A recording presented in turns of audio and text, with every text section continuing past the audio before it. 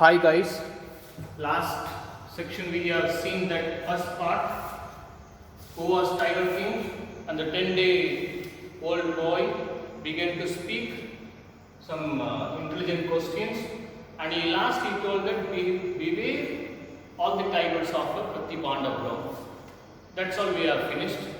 Then now we can see the second part and third part. That is what the boy grew taller, stronger, drank milk of an English cow, brought up English grandmother, and educated in English, and saw only English films. You have to know these points.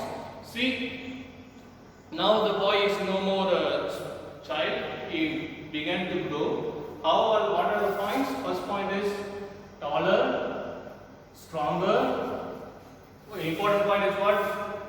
Drank milk of a English cow. Then he was brought up by a English grandmother.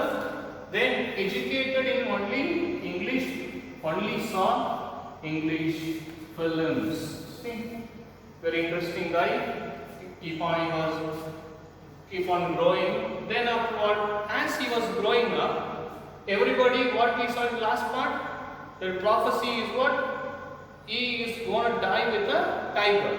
So the same thing, it was going on, and people also started remembering. Everyone remembered about the prophecy. So what was the prophecy? The tiger would be dangerous for him, no? That was the prophecy.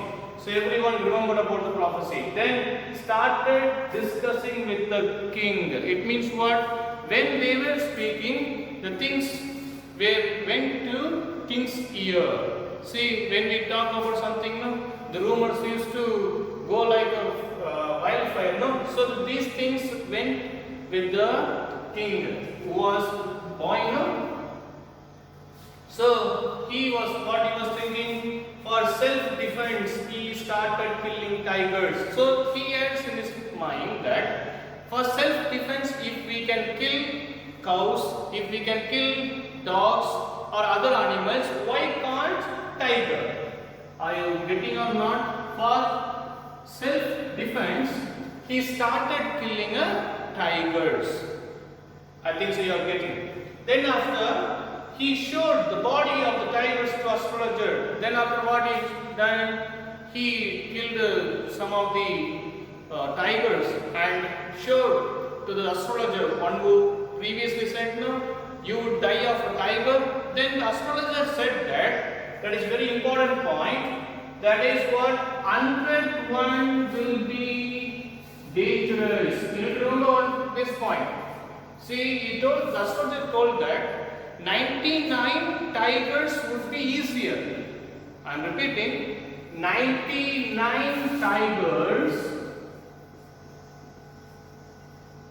would be easier.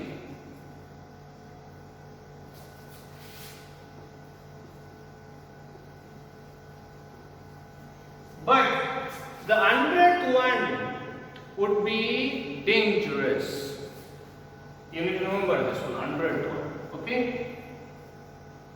Then after, he said that king ordered that, okay, hereafter in my area nobody could hunt.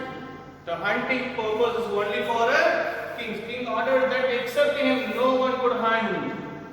Then things were going on. Then sometime when he went for hunting purposes, he took a rifle and he used to shoot. Now, when the shot used to miss, he never leaves. Then when the tiger used to come and attack on him, what he has to do? He fought with the tiger in bare hands. Means without any weapons he used to fight with the tigers, and he used to win and he used to kill. So that and all for him easier one. Then after the things were going on, then arrival of a British officer. There's a lady, British officer, she arrived in the Pratibandhapuram. And what is her hobby? Killing of a tiger is her hobby, and taking photograph is her hobby. So she also wanted to kill a tiger. Then what happens? he has to ask, sorry, British officer has to ask questions and permission from a king, no? So when she demanded to king that I wanted offer killing tigers and I want to have a photographs, then he told that you may hunt mouse or mosquitoes, but you cannot hunt tigers.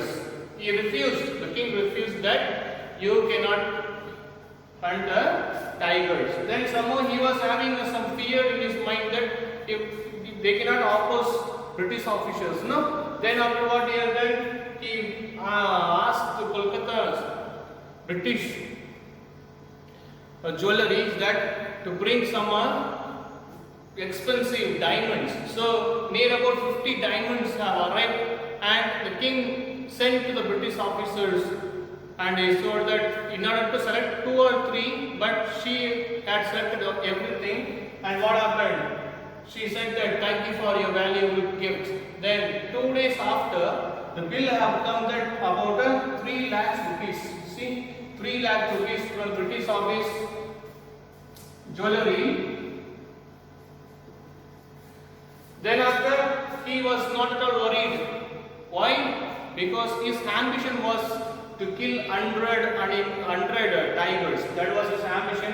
So he was not at all bothered about the 3 lakhs of rupees are wasting. See, 3 lakhs in previous days, that would be much more cost. So he was not at all worried. Then after, Maharaja was very happy because she left the place without killing the tigers, and he was not at all bothered about what was happening. So this was happened in the second part and third part. I am going to summarize this all the things. First point is what?